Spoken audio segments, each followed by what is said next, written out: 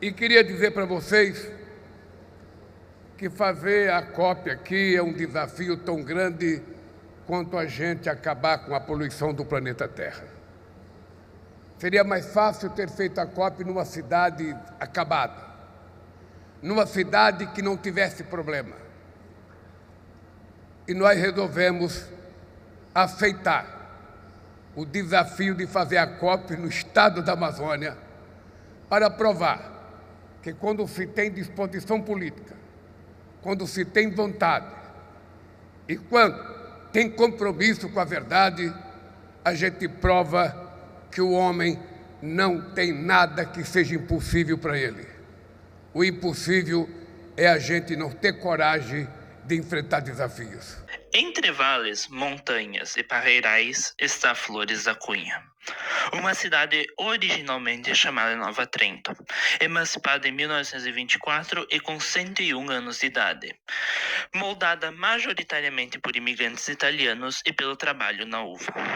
Mas por cima e pelos lados desta cidade, um novo desafio cresce a cada estação. O clima está mudando, e com ele muda também o destino de quem vive e vem aqui.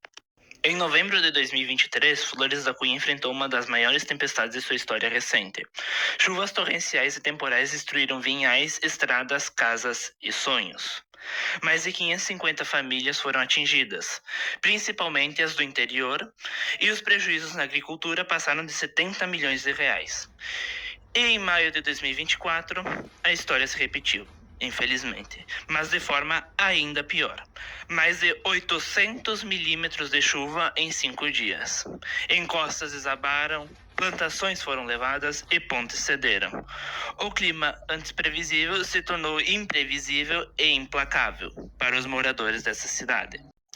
Majoritariamente, a base econômica de Flores da Cunha é a agricultura, em especial o cultivo de vinhas. Uvas, vinhos, frutas, hortaliças, símbolos seculares de tradição e orgulho. Mas com o atual estado do clima, o que antes era a fonte de renda certa se tornou incerta. Calor fora de época, geadas tardias, excesso de umidade, doenças nas videiras, perda de qualidade e produtividade. O vinho, símbolo da Serra Gaúcha e da garra das centenárias linhagens de imigrantes italianos, está entre os primeiros a sentir os efeitos da crise climática. Flores da Cunha tem mais de 90% de cobertura de água potável, vindo inteiramente de poços.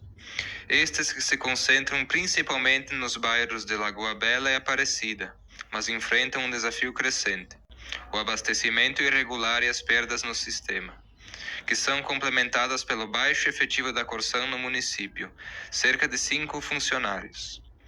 Cerca de 35% da água tratada se perde antes de chegar às casas, seja por sistemas defeituosos, e isso também obriga a trasladados de água potável, principalmente para os bairros mais altos, como São José e Colina de Flores. Com as chuvas cada vez mais intensas e imprevisíveis, o solo não absorve o suficiente. A água que falta no verão é a mesma que transborda no inverno. Cerca de 54% da área do município ainda preserva a vegetação nativa da Mata Atlântica, o que é um bom percentual comparado a outras cidades de mesmo porte, a exemplo de São Marcos. Essas florestas são escudos naturais contra deslizamentos e erosão, pois ajudam a impedir a penetração de água no solo. Mas aonde o verde cede lugar ao solo exposto, o risco aumenta. A crise climática não é apenas feita de chuva e calor, é feita também de ausência das florestas que antes protegiam o território. Estas que, grandemente, estão ausentes graças à ação de nós seres humanos. Os dados mostram um padrão claro.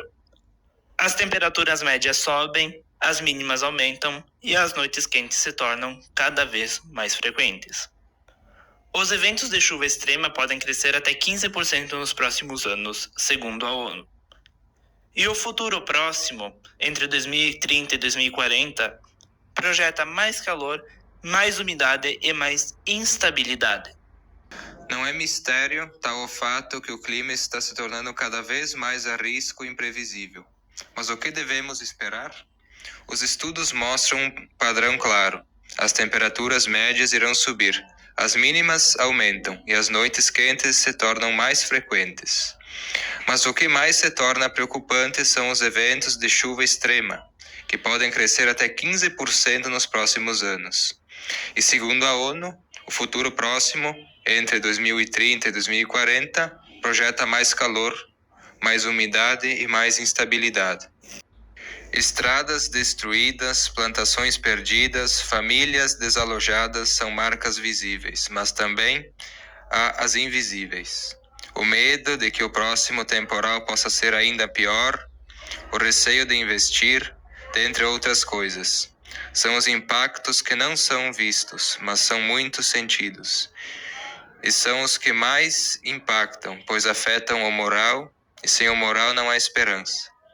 O solo é parte da identidade, e ver a terra deslizar é como perder um pedaço seu.